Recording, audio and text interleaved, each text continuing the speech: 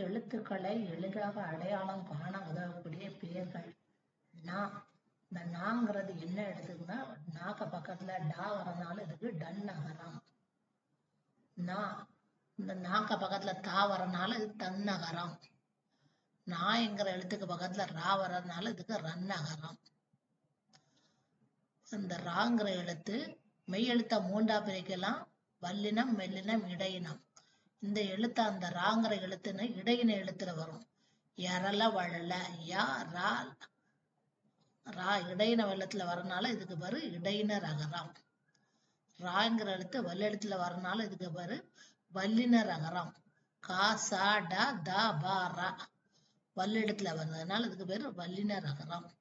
லாங்கிற எழுத்து எழுத்த உச்சரிக்கும் போது நாவினுடைய நுனியானது மேல் பல்ல தொடுது, அன்னத்தை தொடுவதனால இதுக்கு பேரு மேல் நோக்கு லகரம் அல்ல.